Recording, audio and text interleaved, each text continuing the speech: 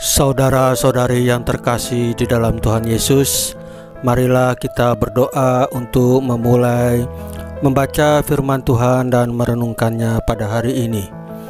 Dalam nama Bapa dan Putra dan Roh Kudus, amin. Ya Tuhan Yesus, ampunilah segala perbuatan, pikiran, perasaan, tindakan kami yang telah melanggar firman-Mu sehingga menjadi dosa.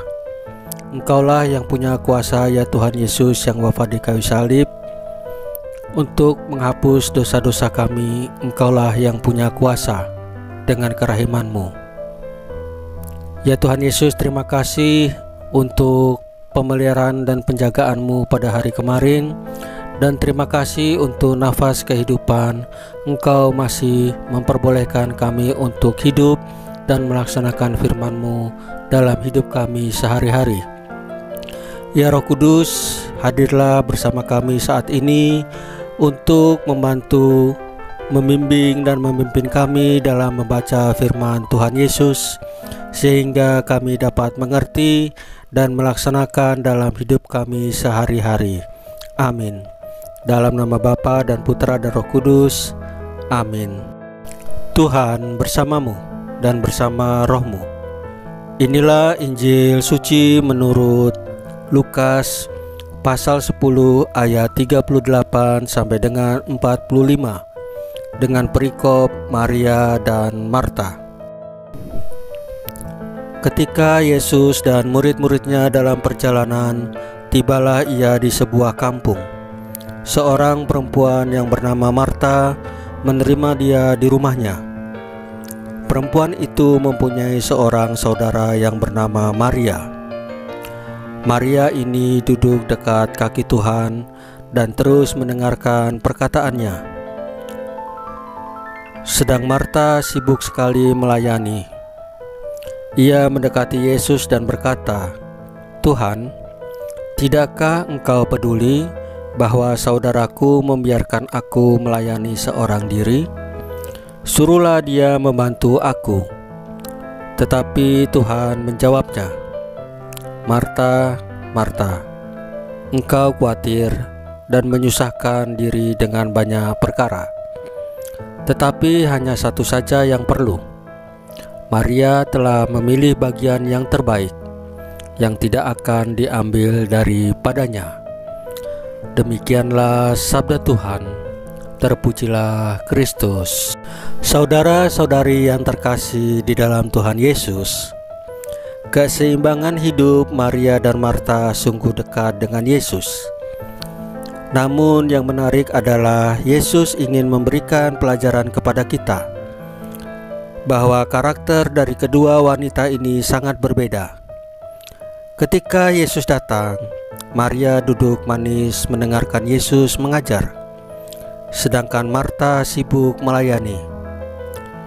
Dia mempersiapkan segala-galanya. Ada kesan Yesus agak membela Maria. "Marta, Marta, kamu menyibukkan dirimu dengan segala sesuatu. Lihat Maria, dia sudah memilih yang terbaik." Saudara-saudari yang terkasih dalam Tuhan Yesus, apakah Yesus ingin mengatakan kita tidak usah bekerja, hanya sibuk mendengarkan firman Tuhan? Tentu saja tidak, saudara-saudari. Yesus mengajarkan keseimbangan dalam hidup kita. Antara kerja dan sembah bakti kepada Tuhan harus seimbang. Ora et labora, demikian kata pepatah Latin tua. Ketika menghadapi persoalan dalam hidup, tidak akan pernah selesai kalau kita hanya terusan menangis atau berusaha bangkit dan mencari solusi. Kita harus berbuat sesuatu sehingga kita mampu mengatasi persoalan itu. Namun, kita juga tidak boleh sombong, hanya mengandalkan usaha sendiri tanpa melibatkan Tuhan. Dari Maria dalam cerita Injil pada hari ini, kita belajar untuk setia mendengarkan firman Tuhan Yesus tanpa terjebak dalam aktivitasme. Sebab Seringkali kita merasa dan berpandangan bahwa dengan berbuat baik atau melayani sesama itu sudah cukup bagi kita. Tuhan Yesus sendiri meminta kita agar pelayanan kita sungguh-sungguh bersumber dari keintiman relasi antara kita dengannya yang dibangun melalui doa dan setia merenungkan firman-Nya. Saudara-saudari yang terkasih, marilah kita berdoa untuk menutup renungan hari ini. Dalam nama Bapa dan Putra dan Roh Kudus, amin. Ya Tuhan Yesus yang Maha Kasih, tuntunlah kami agar kami setia merenungkan firman-Mu. Semoga kami tidak larut dalam aktivisme, tetapi tuntunlah kami untuk selalu datang kepadamu. Ya Tuhan Yesus, kami percaya Roh Kudus-Mu akan memimpin kami seperti Maria yang mendengarkan pengajaran-Mu, yang bergantung pada Engkau satu-satunya sebagai Tuhan dan Juru Selamat, bukan mengandalkan kekuatan pikiran akal budi sendiri, pengalaman akal budi sendiri, bukan, tetapi bergantung kepada Engkau.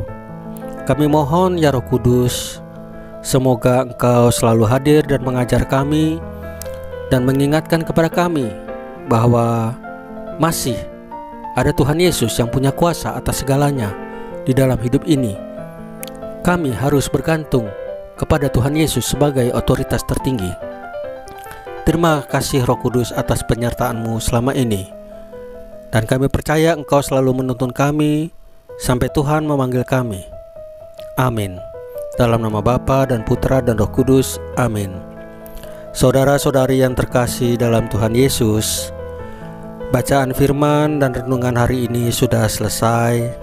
Tuhan Yesus memberkati kita semua.